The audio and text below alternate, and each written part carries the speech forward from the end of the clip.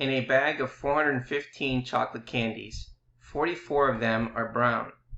The candy company claims that 13% of its plain chocolate candies are brown.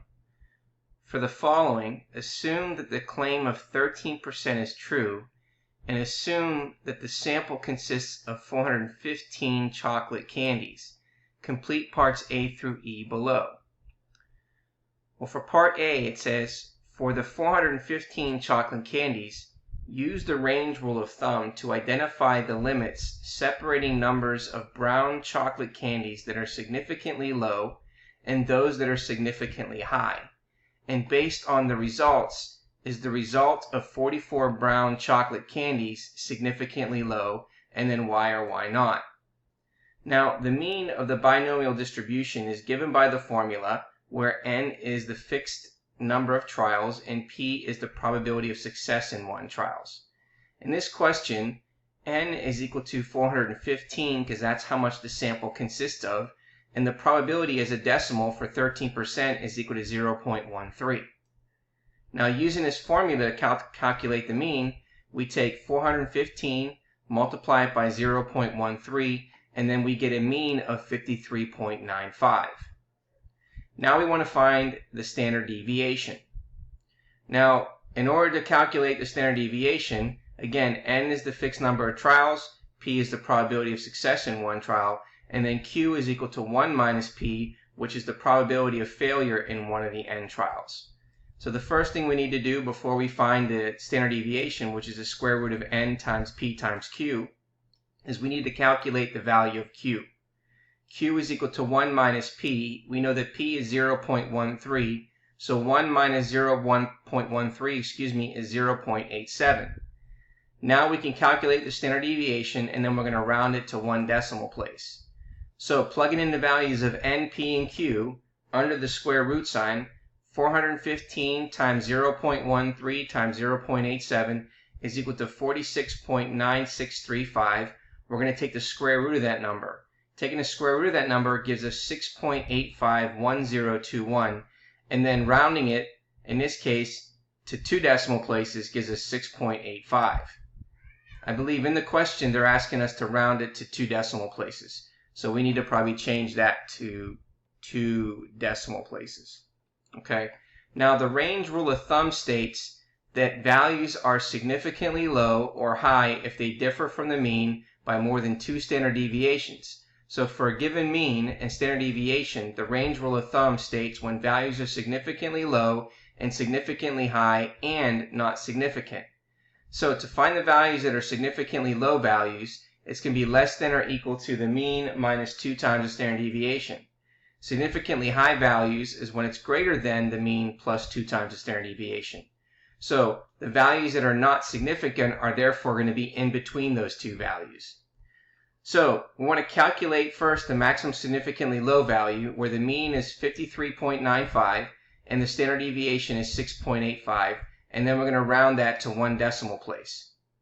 So plugging in the mean of 53.95 minus 2 times the standard deviation of 6.85 gives us 40.25, and rounding it to one decimal place gives us 40.3. Now when we calculate the minimum significantly high value and round that to one decimal place, so therefore we're going to get the mean of 53.95 plus 2 times the standard deviation of 6.85, which gives us 67.65, and rounding that to one decimal place gives us 67.7. Therefore, the values of 40.3 brown candies or fewer are significantly low, and values of 67.7 brown candies or greater are significantly high. So the result of 44 brown chocolate candies is in between those numbers, 40.3 and 67.7.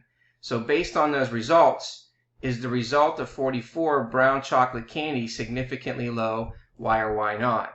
Well, the answer is no, because the result of 44 brown candies lies between those limits, so it is neither significantly low nor significantly high.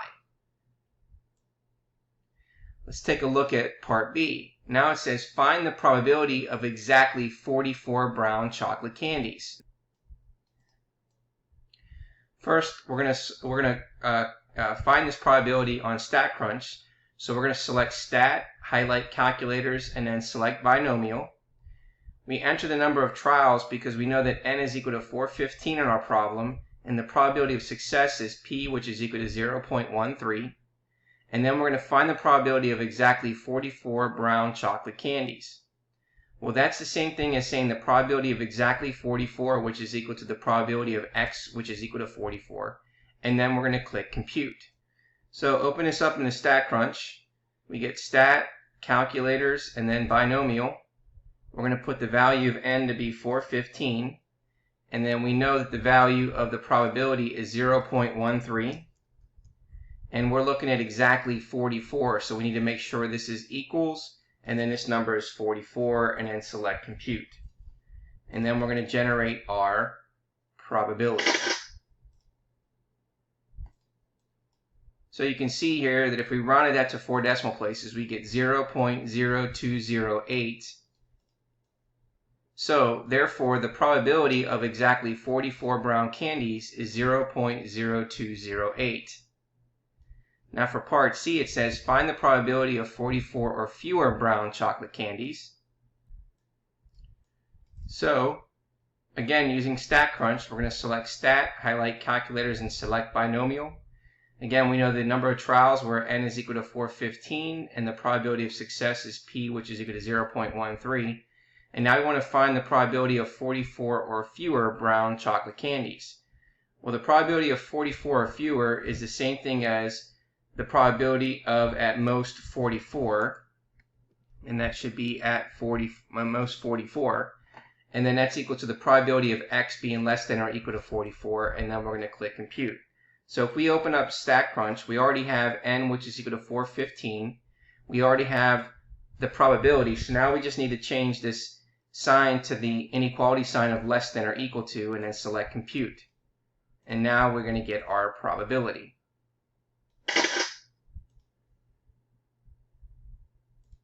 So as you can see here, if we round it to 4 decimal places, we're going to get 0.0811. So therefore, the probability of 44 or fewer brown candies is 0.0811. Now in part D, it says, which probability is relevant to determining whether the result of 44 brown chocolate candies is significantly low? The probability from part B or from part C? And then based on the relevant probability, is the result of 44 brown chocolate candies significantly low? Now, in general, x successes among n trials is significantly low if the probability of x or fewer successes is 0.05 or less. That is, x is significantly low number of successes if the probability of x or fewer is less than or equal to 0.05. Now, the probability of 44 or fewer successes that we found in the previous part was 0.811. And so when we compare that, 0.811 is greater than 0.05. Therefore, the probability from part C is relevant. So the result of 44 brown candies is not significantly low. Now for part E, it says, what do the results suggest about the 13% claim by the candy company? Well, the results do not provide strong evidence against the claim that the 13% of chocolate candies are brown.